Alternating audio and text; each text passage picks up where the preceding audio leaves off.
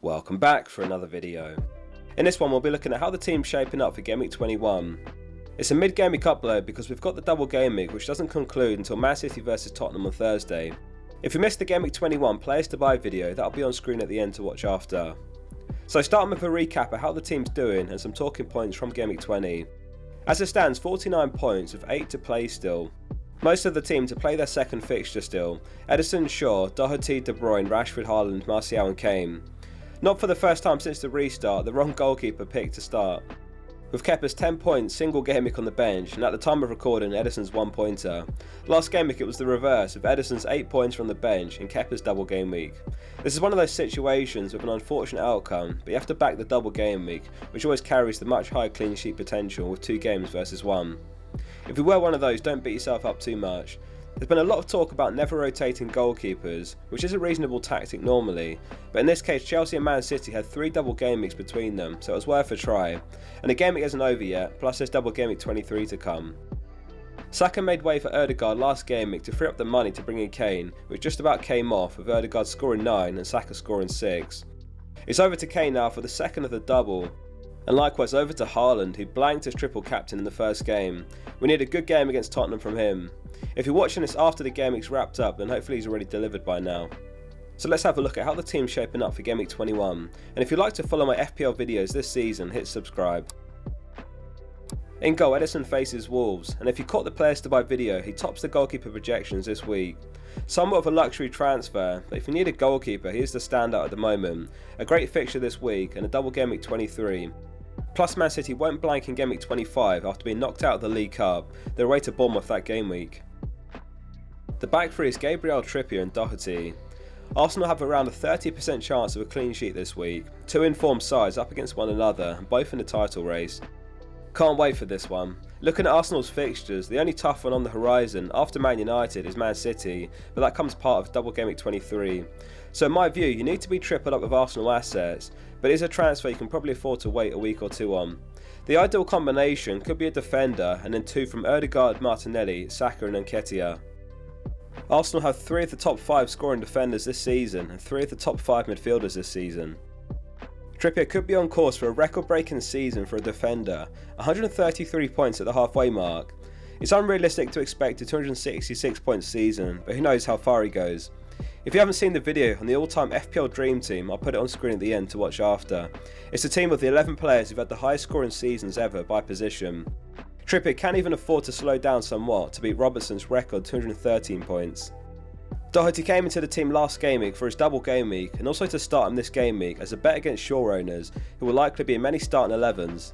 It is a gamble, but gambles are needed at this point to climb the ranks. He's an explosive asset on his day, and if afforded the opportunities, he does take up dangerous positions. He'll pop up in the box plenty and take shots if given the chance. The midfield is Ødegaard, Rashford, Almiron and De Bruyne. So Ødegaard moves ahead as the top scoring midfielder in the game now, 8 goals, 5 assists, 18 bonus points. He fits the bonus points system very well and very comparable to De Bruyne in that sense. They accrue a lot of BPS per game so that any returns they get, they can easily walk away with bonus.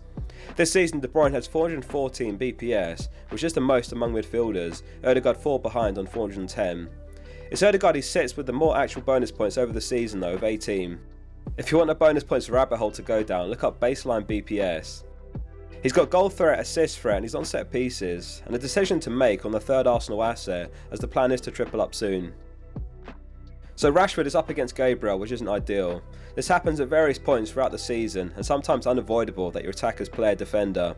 It's a hangover from the double Gameweek with lots of us triple up on Man United, but we've all got Arsenal assets as well. At the time of recording, before the Palace game, Rashford scored in every game since the restart with 4 goals and 1 assist in the league. There's a strong chance of a double Gameweek 22 for both Man United and Leeds. It hasn't been officially announced at the time of recording, but might be by the time you watch this closer to the Gameweek 21 deadline. It sounds like the announcement might come after Cardiff and Leeds finish their FA Cup game. We'll talk more on double Gameweek shortly. Almiron slowed down from the purple patch of form earlier in the season. There is a temptation to sell him for Rodrigo, who has Brentford, followed by a potential double Gameweek 22 against Forest and Man United. Forest, who are without Henderson in goal now for 3 to 4 weeks, more on transfer plans at the end. De Bruyne's home to Wolves this week.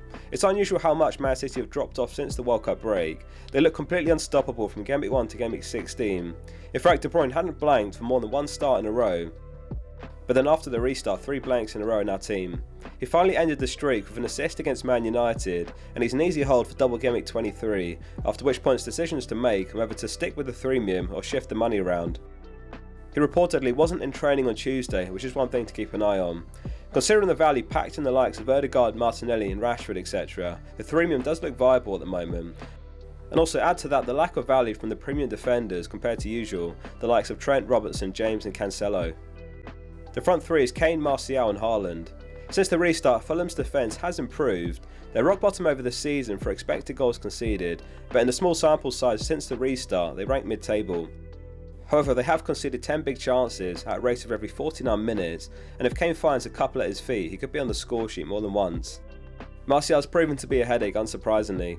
We resisted the temptation to grab Mitrovic for his double game week, in the hopes of catching Martial's double game week, which did come in, but no returns from him at the time of recording.